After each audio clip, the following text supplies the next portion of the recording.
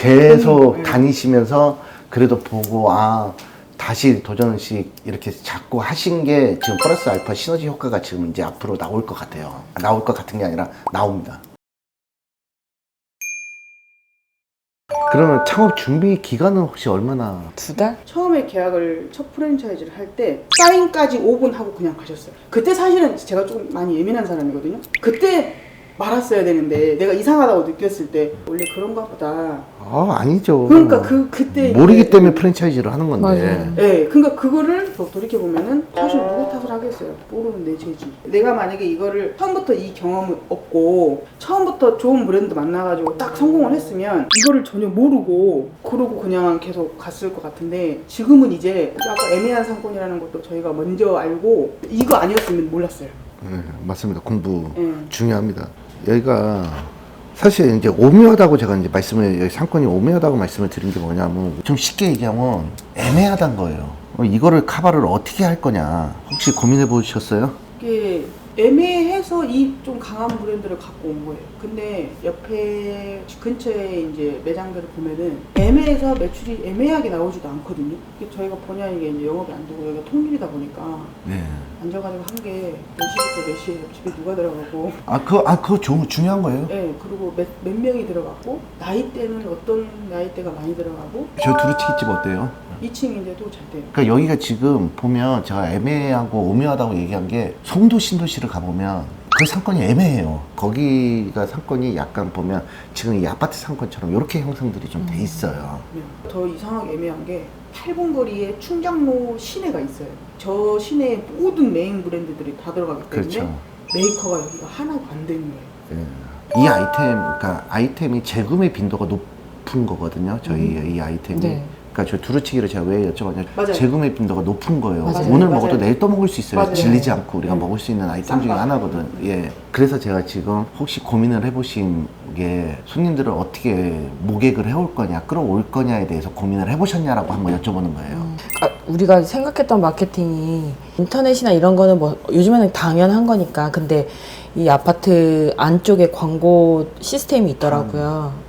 판도 있고 이런 영상 같은 네, 것도 있어서 그거랑 현수막이랑 근데 그것보다는 여기 옆에 애들이 장사가 안 됐으면은 저기도 안 되고 똑같이 안 되면 이해를 하는데 저기는 되는데 우리만 안 되는 거예요. 우리 메뉴가 문제가 있는 거구나, 이 시장에. 그래서 그럼 이 시장에 맞는 메뉴를 찾자.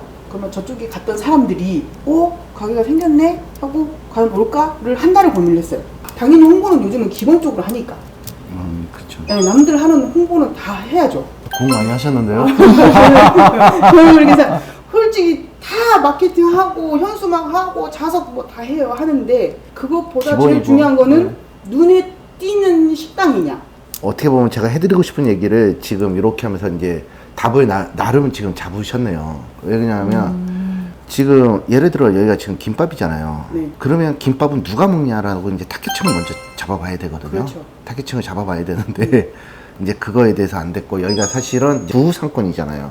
구상권에 이 아이템이 맞지 않았던. 아주 너무 신식이 온 거죠. 제가 지금 메뉴를 안 봐서 모르겠는데 이거는 저긴데요. 초등학교 앞으로 가야 되는데. 그죠? 그러니까 제가 이상한 브랜드를 갖고 온 건 아닌데 그렇기 때문에 사실 프랜차이즈 본사들이 또 욕을 먹는 본사들도 있어요. 정확하게. 그러니까 장사의 90%가 사실 상권이에요. 그런데 그거를 관가하고 나면 그러면 내가 진짜 장사의 프로다. 나 어디 들어가서도 나는 이거를 할 수 있다. 살아남을 수 있다. 그런 분들도 이제 힘든 것들이 있거든요. 제가 그래서 지금 창업 준비 기간을 얼마냐고 여쭤봤는데 대부분 창업하시는 분들이 이 준비 기간을 충분히 왜 그러냐면 외식업에 처음 종사를 하시게 되면 어디 가서 하다못해 남의 집 가서 3개월이라도 일을 해봐야 되고 그게 아니면 진짜 먹으러라도 많이 다녀봐야 돼요. 장사 1년 지금 어쨌든 이게 힘든 시기를 보내셨지만 이러면서 거기서 멈춘 게 아니라 진짜 계속 공부하면서 어쨌든 들어 나중에 이제 2년 3년 차 지나시면 정말로 내공이 탄탄하게 쌓이실 분이에요. 그리고 데이터를 축적하시는 거를 갖고 여기서 멈추시면 안 되고 장사하는 내내 계속 데이터는 축적을 해가야 돼요. 공부도 계속 하셔야 되고. 아니 사장님은 사실 내용은 지금 다 알고 계세요. 그래서 뭐 더 얘기해 드릴 것도 사실은 없어. 저도 통계를 갖고 얘기하는 거예요. 근데 저는 이 통계를 사장님처럼 이렇게 안 해도 또 많은 사람을 만났고 창업을 많이 시켜 드리다 보니까 그래서 제가 상담을 하러 오면 저는 뭐 여기 매출 얼마 나오겠습니다, 뭐 하겠습니다 이런 얘기 거의 안 해요. 전 그 매출도 미니멈으로 제가 이렇게 잡아드리는 이유가 뭐냐면 더 잘 나오면 좋죠. 근데 너무 기대하면 또. 예. 근데 여기 기본적으로 제가 볼 때는 이게 웃긴 게 그거예요. 여기에 또 같은 비슷한 부류의 아이템이 들어오게 되면 이 동네에 여기에 파이가 더 커지는 거예요. 맞아요. 메뉴는 겹치진 않는데 너무 튀는 메뉴는 또 안 되고 뭐 생뚱맞게 여기다 돈가스 전문점 이건 안 될 것 같고.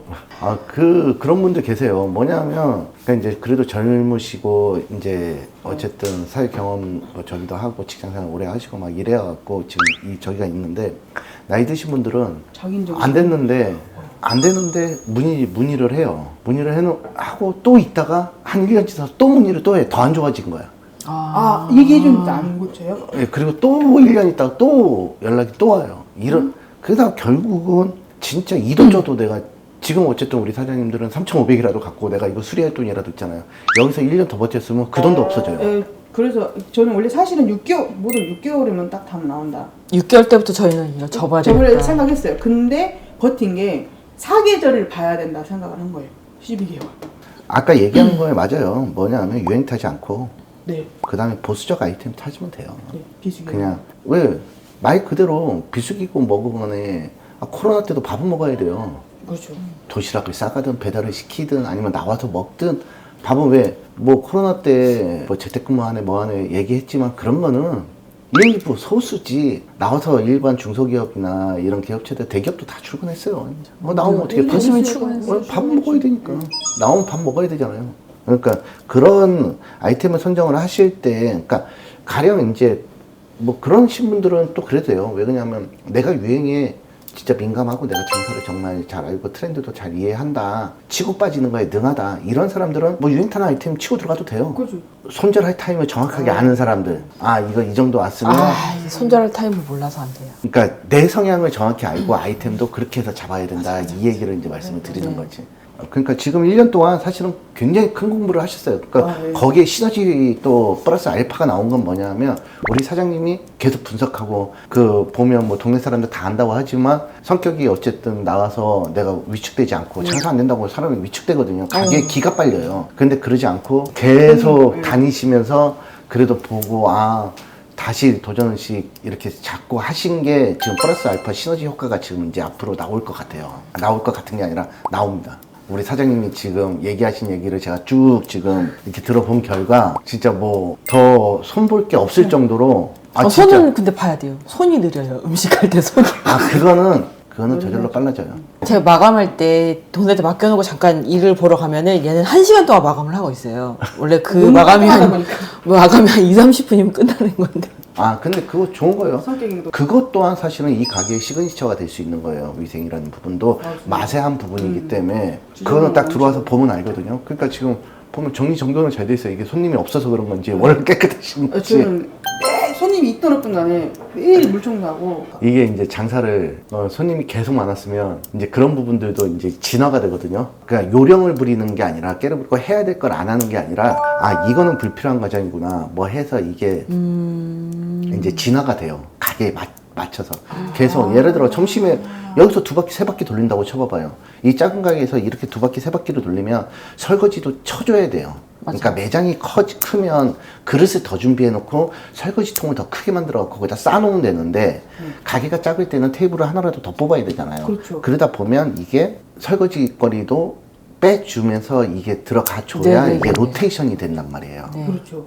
우리 어쨌든 사장님들이 이제 매출의 욕심을 갖고 지금 접근을 하시는 거잖아요. 그렇죠. 지금 뭐 여기서 100, 120을 팔겠다라고 하면 점심에 7, 80을 파는 꼴이에요. 그리고 배달도 이제 홀이 바쁘잖아요. 배달 못 해요. 또 뭔 문제가 생기냐 하면 배달을 하게 되면 이게 울리잖아요. 그러면 홀에 앉아 있는 사람은 그거 자체가 소음이고 스트레스예요. 소리 작게 내는데. 네. 근데 작게 하면 또 홀에서 바쁘다 보면 놓쳐요. 그렇죠. 그래서 이게 약간 계획 같은 거예요. 홀 위주이기 때문에 홀에 온 손님들이 맞아요. 불편하면 안 되고, 그렇다고 그렇고 또 잘못해서 배달이라는 게 리뷰 관리가 잘못돼 버리면 이거는 완전히 오히려 오프라인 매장까지도 타격을 볼 수 있는 상황이기 맞아요. 때문에 경험했기 때문에. 그래갖고 이거는 정말로 선택을 잘 하셔서 운영을 잘하는 이제 여기만에 맞는 최적화를 좀 시킬 필요가 있어요. 네. 예.